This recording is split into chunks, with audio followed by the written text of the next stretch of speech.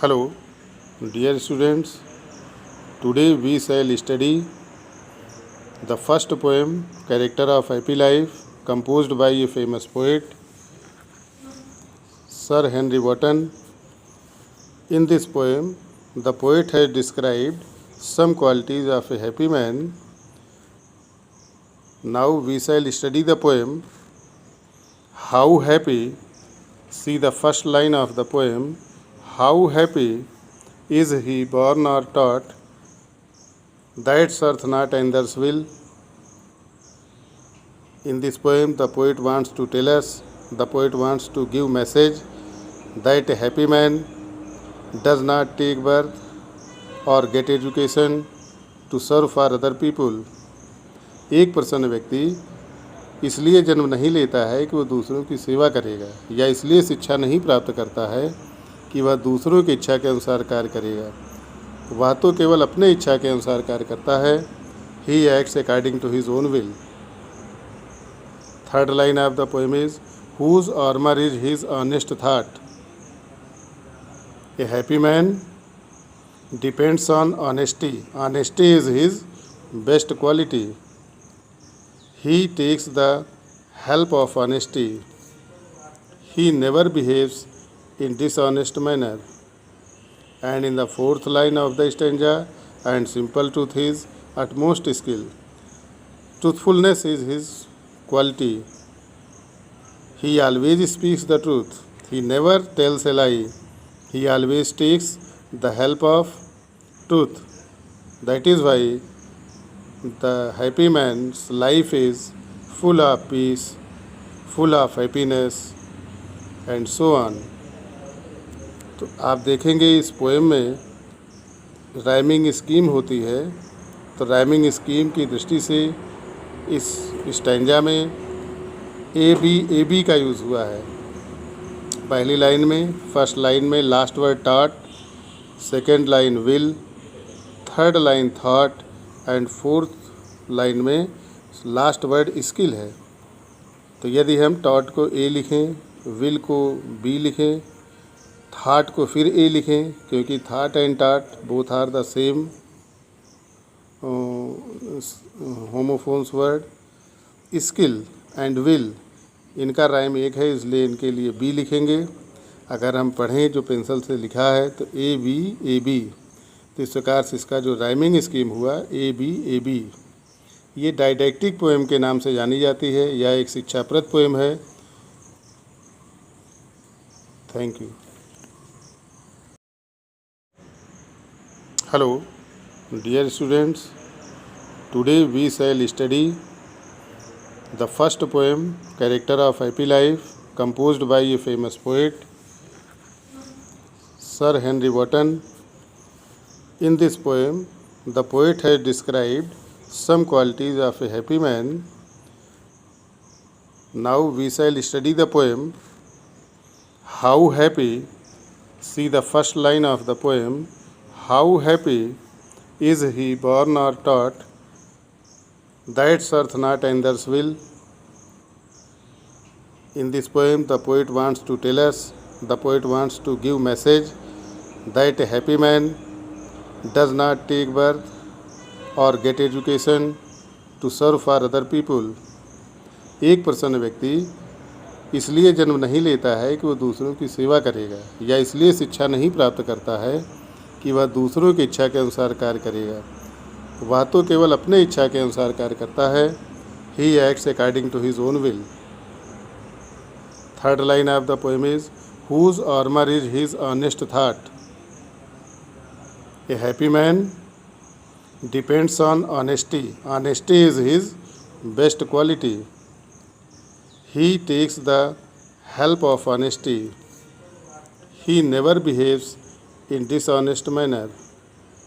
And in the fourth line of the stanza, and simple truth is utmost skill. Truthfulness is his quality. He always speaks the truth. He never tells a lie. He always takes the help of truth. That is why the happy man's life is full of peace, full of happiness and so on. तो आप देखेंगे इस poem में rhyming scheme होती है। तो rhyming scheme की दृष्टि से इस स्टैंजा में ए बी का यूज़ हुआ है। पहली लाइन में, फर्स्ट लाइन में last word taught, second line will, third line thought and fourth line में लास्ट वर्ड स्किल है। तो यदि हम टॉट को ए लिखें, विल को बी लिखें, थॉट को फिर ए लिखें, क्योंकि thought and taught both are the same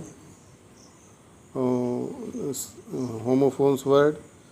skill and will इनका राइम एक है, इसलिए इनके लिए बी लिखेंगे। अगर हम पढ़ें जो पेंसिल से लिखा है तो ए बी, तो इस प्रकार से इसका जो राइमिंग स्कीम हुआ ए बी। ये डाइडैक्टिक पोएम के नाम से जानी जाती है। यह एक शिक्षाप्रद पोएम है। Thank you.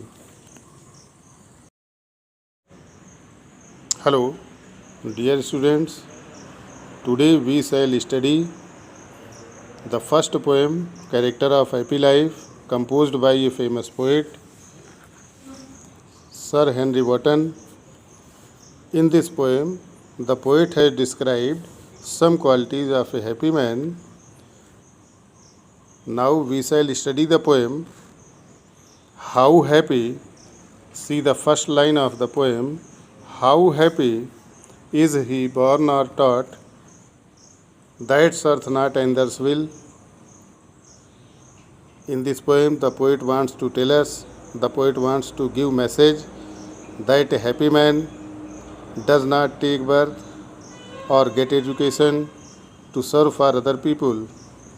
एक प्रसन्न व्यक्ति इसलिए जन्म नहीं लेता है कि वह दूसरों की सेवा करेगा, या इसलिए शिक्षा नहीं प्राप्त करता है कि वह दूसरों की इच्छा के अनुसार कार्य करेगा। वह तो केवल अपने इच्छा के अनुसार कार्य करता है। He acts according to his own will. Third line of the poem is whose armour is his honest thought.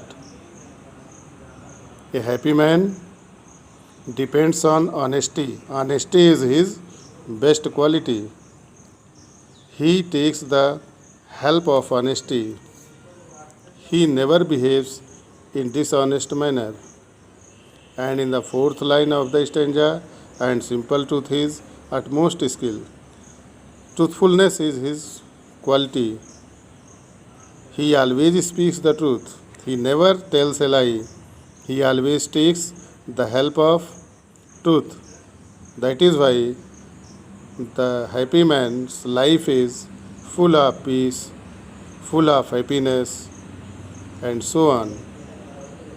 तो आप देखेंगे इस पोएम में राइमिंग स्कीम होती है। तो राइमिंग स्कीम की दृष्टि से इस स्टैंजा में ए बी का यूज़ हुआ है। पहली लाइन में, फर्स्ट लाइन में last word taught, second line will, third line thought and fourth line में लास्ट वर्ड स्किल है। तो यदि हम टॉट को ए लिखें, विल को बी लिखें, थॉट को फिर ए लिखें, क्योंकि thought and taught both are the same homophones word. Skill and will इनका राइम एक है, इसलिए इनके लिए बी लिखेंगे। अगर हम पढ़ें जो पेंसिल से लिखा है तो ए बी, तो इस प्रकार से इसका जो राइमिंग स्कीम हुआ ए बी।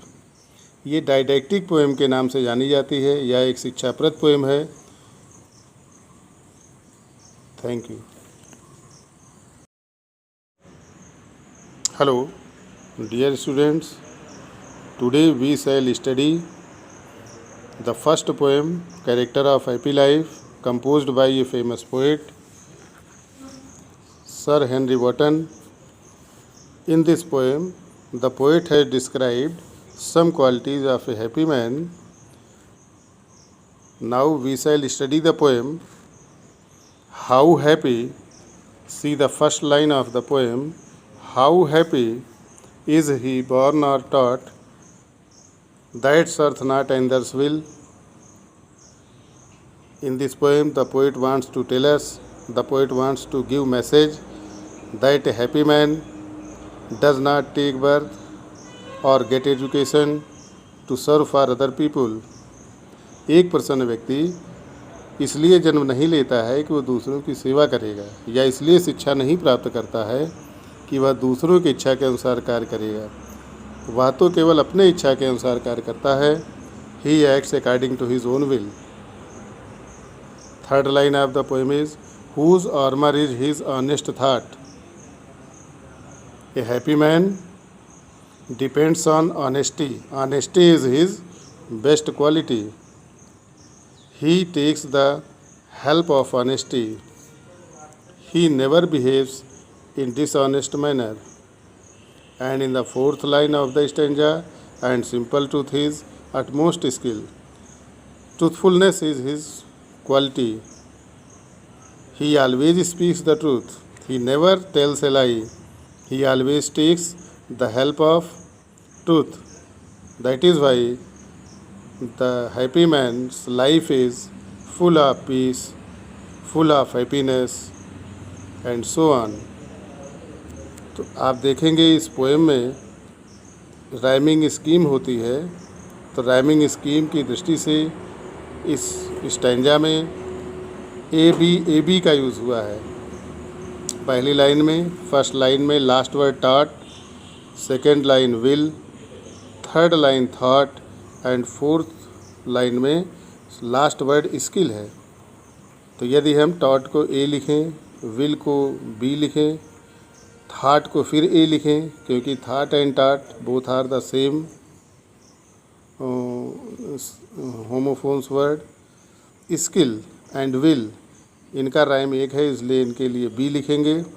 अगर हम पढ़ें जो पेंसिल से लिखा है तो ए बी, तो इस प्रकार से इसका जो राइमिंग स्कीम हुआ ए बी। ये डाइडैक्टिक पोएम के नाम से जानी जाती है। यह एक शिक्षाप्रद पोएम है। Thank you. Hello dear students, today we shall study the first poem character of happy life, composed by a famous poet, Sir Henry Wotton.